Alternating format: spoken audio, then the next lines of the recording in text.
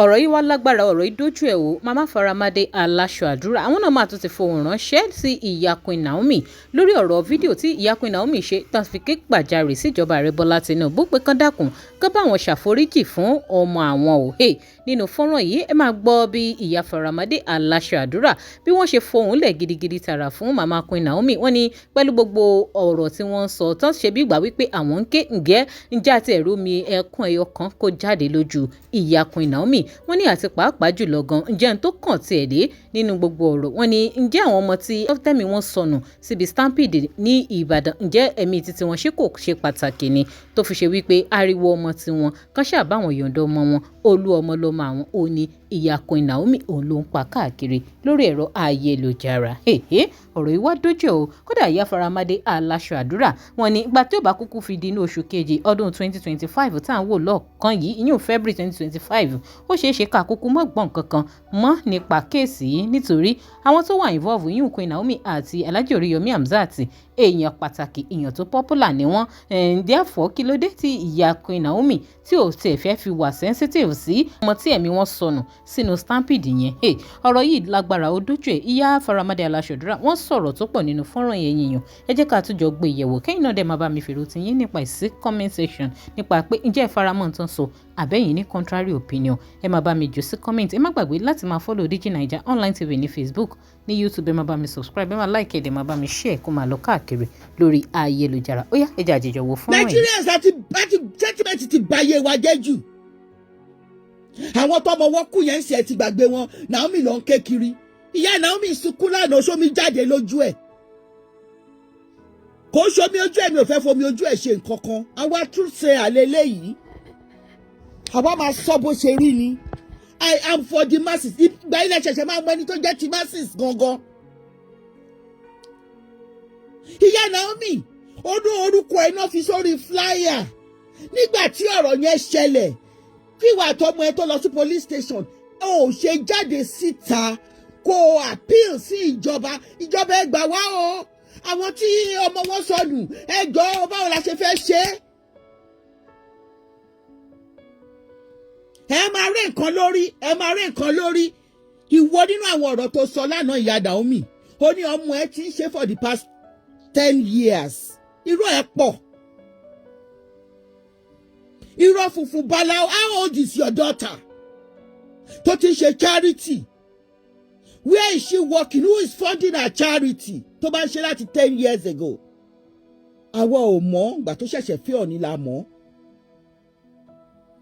ó ń kígbe lánàá ó ní olú ọmọ ni ọmọ ẹ àwọn tí ọmọ wọn kú yẹn ń kọ́ wọn kì í ṣe olú ọmọ àdánù ló pè wọ́n yẹn àwọn ọmọ tó kú yẹn wọn ò ń ṣe olú ọmọ àdánù ló pè wọ́n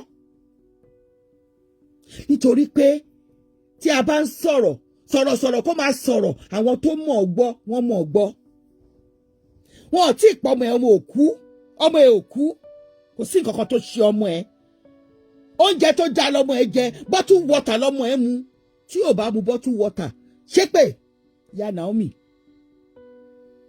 àwọn tí ọmọ wọn kú wọn ò rí pure water mu o wọ́n mọ̀nà ọmọ wọn jẹ́jẹ́ wọn náà jókòó ẹ̀yin lẹ kígbe pé wọ́n ẹ wá gbóúnjẹ ẹ dẹ̀ provide health and safety measures nìyẹn ìjọba ń try láti sọ fún yín pé next time ẹ máa fi àwọn measures yìí sí ìjọba ò gbé wọn síta wọn ọ̀nà wọn ìjọba ò fún wọn ní búlálà their freedom is just impaired wọ́n mú wọ́n tì wọ́n mọ́bì kan kí àwọn èèyàn má lè lọ lynch ilé wọn kí àwọn èèyàn kan má lè lọ jólé wọn ẹ ń pariwo ẹ ń sunkún àwọn tọ́mọ wọn wá ti kú kọ́ kí ni káwọn yẹn ṣe káwọn yẹn lọ bẹ́ sódò àwọn wọ̀nyẹn ò kì í ṣe olú ọmọ àwọn ọmọ tó kú yẹn wọn kì í ṣe ògo àgbáyé òun ni wọ́n ṣe kú ẹ máa ronú yín wò ẹni tó wà láyé ìrètí ń bẹ fún àtẹni tó ti kú òun ló ti tán. Àwọn fámìlì wọ̀nyí kí ni provisions tí ìjọba àti ẹ̀yin tí ẹ fẹ́ ṣe fún wọn? After all, owó tẹ́ ẹ fẹ́ pín wọn ní 5,000 ó jẹ́ 25 million bóyá 250 million ní kí lẹ fẹ́ fi ṣe fún àwọn wọ̀nyí? Ìjọba ó ń try láti jẹ́ wípé kẹ́ ẹ wà accountable, kẹ́ ẹ lè máa take responsibility. Nàìjíríà ni mo ti máa rí ẹni tó ṣẹ̀ tí àwọn èèyàn máa dúró tìtàn máa ní kó má take responsibility. In fact, mo rí àwọn kan tó ń type, mo rí àwọn speaker kan tó ń sọ pé kí ló ṣe, kò kúkú ṣe nǹkan kan, ṣèbó fẹ́ help ni. Okay, àwọn tó lọ síbẹ̀ yẹn náà kí náà ṣe? Wọn ò kúkú ṣe nǹkan kan, ṣebí ilé wọn náà dúró sí, tẹ́ ẹ pè wọ́n.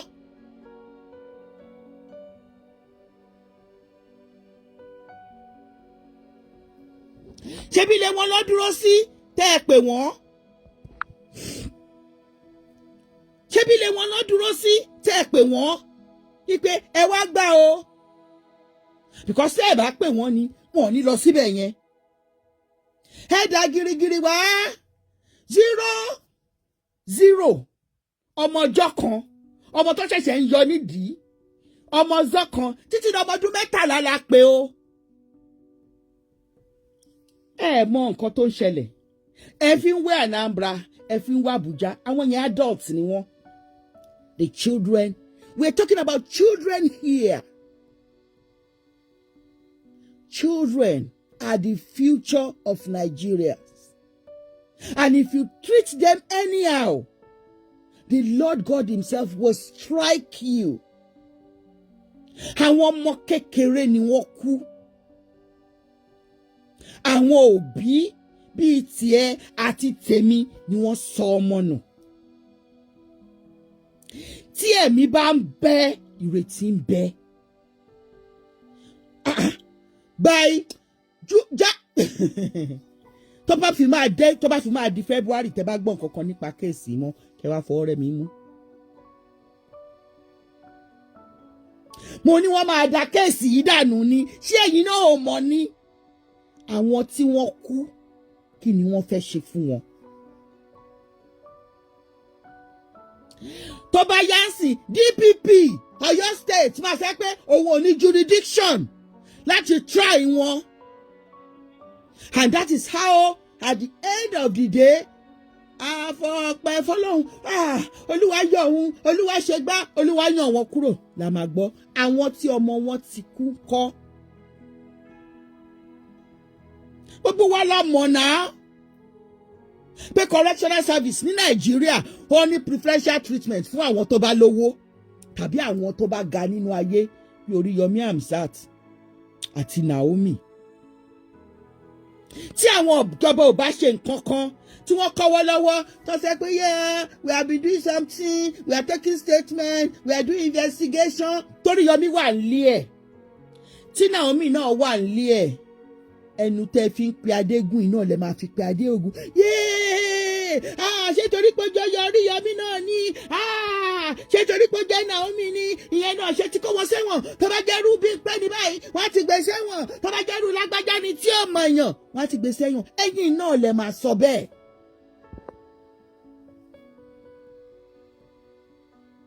Kò sẹ́ni tó ń sọ̀rọ̀ nípa wọn. Genocide ni wọ́n ń pè nǹkan tó ṣẹlẹ̀ yẹn. Tí ẹ kò bá mọ̀. Oníkọ́ni stampede ti ń ṣẹlẹ̀. But when it involves small children, underage children, you want the government to fold their hands and not talk and not take action. If the government did not do that, you people are the one that will be crying again.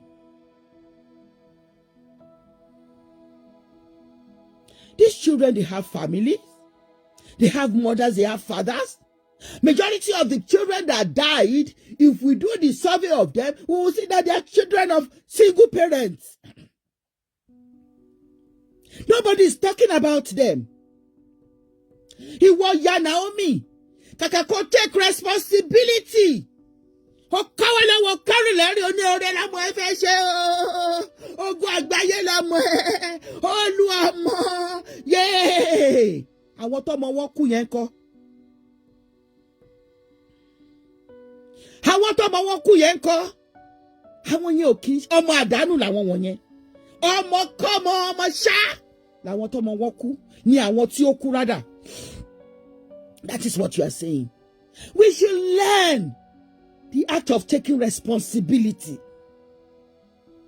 Kádẹ̀ má máa fi gbá kan bọ̀ kan nínú. That is it. Oriyomi sọ pé òun lọ síbẹ̀ yẹn. Orí àwọn kan tó sùn síbẹ̀. Ẹ jọ̀ọ́ ṣé ọjọ́ yẹn ni ó yẹ kán sùn síbẹ̀ yẹn? If you are really for the masses, you will have gone on your radio station kó o pe àwọn ọlọ́pàá kan lé gbogbo wọn jáde. Pátápátá kẹ̀dẹ̀ cancel ẹ̀ níbẹ̀ yẹn. Kẹ̀dẹ̀ cancel ẹ̀ tó ti ń sùn bẹ̀. Ojúṣàájú nìyẹn náà. Orí àwọn kan tó ń sùn òfin wọn sílẹ̀ bẹ́ẹ̀. Definitely àwọn wọ̀nyẹn wọ́n mú fóònù dání wọ́n máa pè yàn ní in fact Oriyomi ti wá síbí o orí wa tá à ń sùn ìyá Mọ̀súrà ìyá Adébímpé ìyá Lọ́lá ìwọ náà máa bọ̀ ẹ máa gbé ẹgbẹ́ ní wá kẹ́ wá sùn. Lágbára ọ̀rọ̀ rẹ̀ ọ̀rọ̀ lẹ́gbọ́ lẹ́nu màmá Faramade yìí wọ́n ní ó yẹ kó Oriyomi Hamzat kó náà tiẹ̀ ti lè dá àwọn tó sùn bẹ̀ yẹn kó dá wọn padà kí wọ́n sì gbìyànjú kó cancel event yẹn ìgbà tán rí wípé àwọn èèyàn ti ń tèkè ju bí wọ́n ṣe lérò lọ. ọ̀rọ̀ rẹ̀ wọ̀ èèyàn kí lójú tẹ̀yìn náà fi wo ìyàwó ló kọ sí yín ẹ máa bá mi sọ opinion tiyín sí comment section. Ẹ má gbàgbé láti máa follow DIGINAIJA online TV ní Facebook ní YouTube ẹ má bá mi subscribe ẹ máa like ẹ má bá mi share fídíò kó máa lórí ayélujára káàkiri ká tó pàdé láyé àtàláfíà ẹ ṣeun tẹ́ ń darapọ̀ mọ́ mi tẹ́ ń gbọ́ mi ní gbogbo ìgbà.